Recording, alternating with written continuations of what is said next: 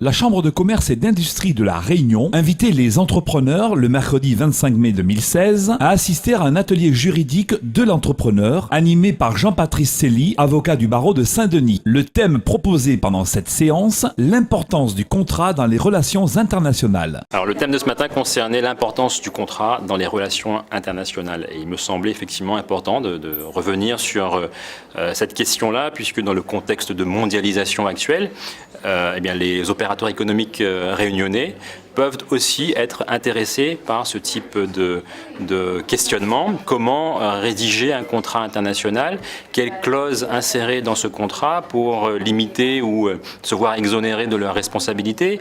Comment limiter également les risques lorsqu'on contracte avec un opérateur étranger? Voilà l'ensemble des questions qui, à mon sens, intéressent également les opérateurs économiques réunionnais et sur lesquelles j'ai essayé d'apporter un éclaircissement. Alors j'ai une formation effectivement en droit des affaires internationales.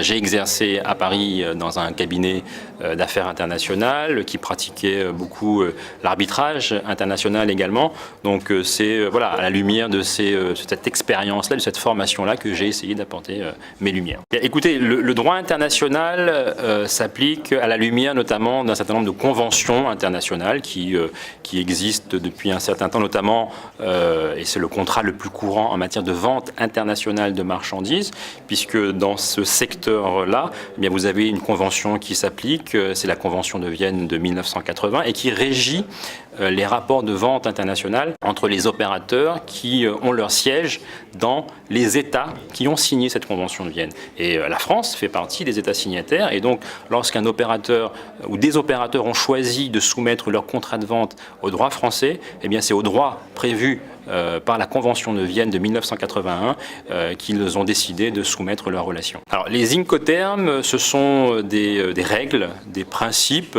qui sont prévus par les opérateurs économiques, par les acteurs économiques et qui sont publiés régulièrement par la Chambre de commerce internationale, en tout cas depuis 1938. Aujourd'hui, il y a une nouvelle version qui est applicable depuis 2010-2011 et ces Incoterms s'appliquent dans les contrats, peuvent s'appliquer en tout cas dans les contrats internationaux, selon la volonté des parties, pour régir les relations en ce qui concerne notamment les modes de livraison, le transfert des risques, le transfert de propriété et également la prise en charge des frais de transport et des frais d'assurance. Ce sont des principes de droit qui ne sont pas obligatoires, qui peuvent être choisis par les parties et qui vont régir un certain nombre de leurs relations. Je suis avocat. J'interviens effectivement dans le domaine du droit commercial international, donc mon cabinet est à même de répondre aux demandes spécifiques et particulières des opérateurs économiques réunionnais ou pas, pour toute question relative à un projet ou à un projet effectivement de contrat ou un projet de relation économique internationale qu'il pourrait avoir. Si vous contractez avec un opérateur allemand, eh bien, vous saurez que c'est la Convention de Vienne qui sera applicable.